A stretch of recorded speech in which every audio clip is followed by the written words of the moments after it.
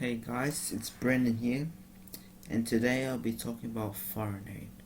So, it will be spread out into three categories. So, there'll be a category about problems of foreign aid, reasons for change in relation to foreign aid, and how we implement this change in relation to foreign aid. So, starting off with the problems. What is foreign aid? Foreign aid is often regarded as being wasted on corrupt recipient governments despite any good intentions from donor countries. In reality, both the quantity and quality of aid have been poor, and donor nations do not consider these aspects as important. There are numerous forms of aid, from humanitarian emergency assistance to food aid and military assistance, etc.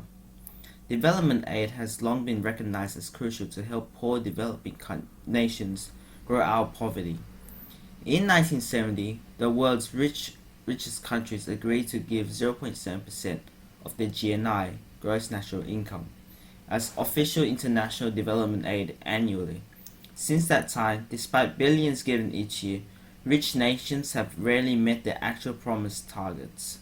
For example, the US is often the largest donor in dollar terms, but ranks amongst the lowest in terms of meeting the stated 0.7% target.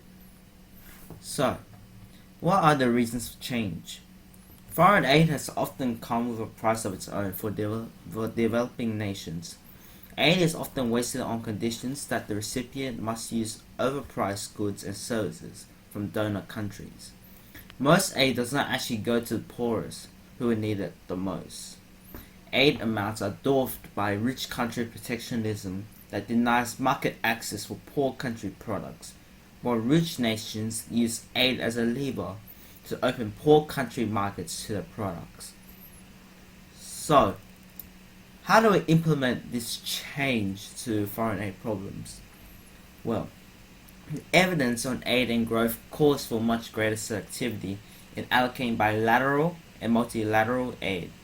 It will be difficult to meet any other objective stability, democratic government, and respect for human rights without a sustainable macroeconomic framework that makes inroads towards reducing poverty.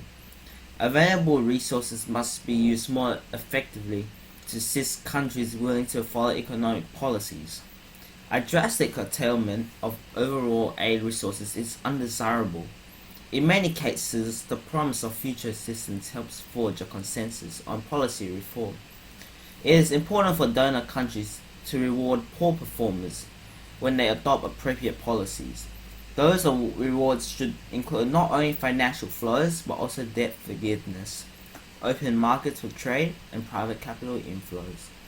Most increases in foreign capital take place in fast-growing countries well into the reform process, not those that starting reforms. Aid resources can encourage reforming governments to stick to their objectives and help cover transition costs along the way.